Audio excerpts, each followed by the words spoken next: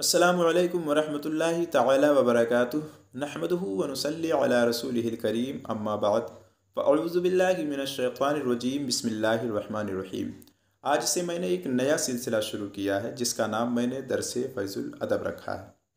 इस दर्स में हम इंशाअल्लाह तबारक व तआला अरबी इबारत का उर्दू तर्जमा और नहवी तरकीब मा उसूल व क़वाइद के सीखेंगे, जिसके लिए मैंने एक किताब का इंतखाब किया जिसका नाम फ़ैज़ुल अदब है।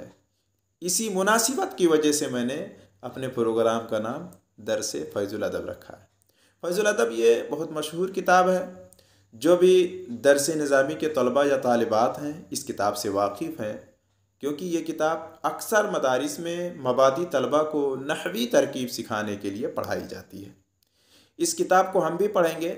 हमारे पढ़ने का जो तरीक़ेकार होगा वो ये होगा कि जो भी सबक आएगा उस सबक के एक एक लफ्ज़ का हम माना जानेंगे और वो लफ्ज़ कैसा है, इस्म है, फ़ेल है, हर्फ है।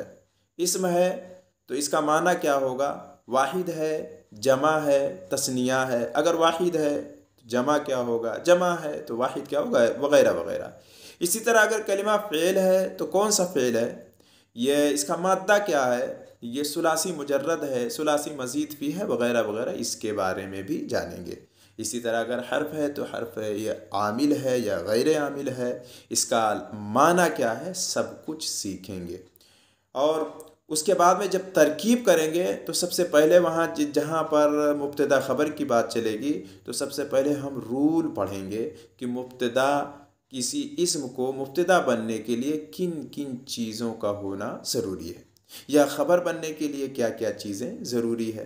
लिहाजा इसी तरह से सारी चीज़ों को हम सीखेंगे। अब पहचानने के लिए जैसे यूँ समझ लीजिए कि मुरक्कब किसे कहते हैं। मुरक्कब आपने नहमील में पढ़ा होगा कि मुरक्कब दो या दो से ज़्यादा कलिमा हो उसको मुरक्कब कहते हैं। तो दो कलिमा ले लो। सबसे पहले दो कलिमा कलिमा किसे कहते हैं, इस्म फ़ेल हर्फ को। ठीक है, तो पहले हम दो इस्म को ले लेते हैं। दो इस्म ले लिए, अब ये दो इस्म हो गए तो दो इस्म को जोड़ना है। तो जब दो इस्म इकट्ठे रखे जाएंगे या दो इस्म कहीं आ जाएं, तब जब दो इस्म हो, एक साथ दो इस्म आए तो मारफा और नकिरा के एतबार से चार हाल से खाली नहीं। पहली हालत यह होगी कि पहला इस्म मारफा हो, दूसरा नकिरा हो, जैसे जैदुन आलिमुन। दूसरी हालत यह होगी कि पहला नकिरा हो, दूसरा मारफा हो, जैसे गुलामु जैदिन। तीसरी हालत होगी कि पहला भी नकिरा हो और दूसरा भी नकिरा हो, जैसे रजुलुन करीमुन। और आखिरी हालत यानी चौथी हालत होगी कि पहला मारफा हो, दूसरा भी मारफा हो, जैसे अर्रजुलुल करीमु। ठीक है, अब ये कुल चार हालतें निकल के आई।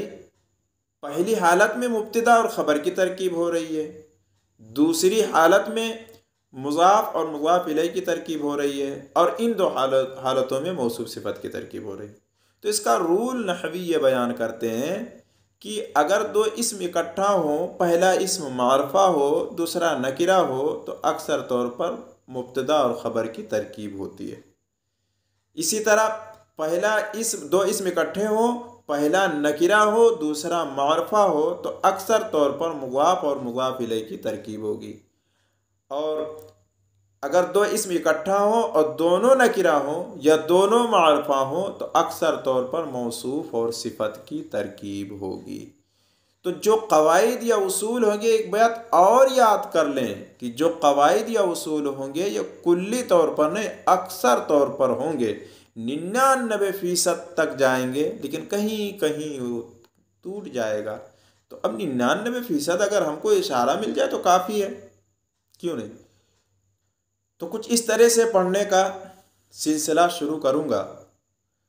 आप कमेंट में बताएं कैसा रहेगा, ठीक रहेगा। इंशाअल्लाह तबारक व ताला कल से पहला सबक मैं फ़ैज़ुल अदब का डालूँगा। आप लोग इसको खूब शेयर करो।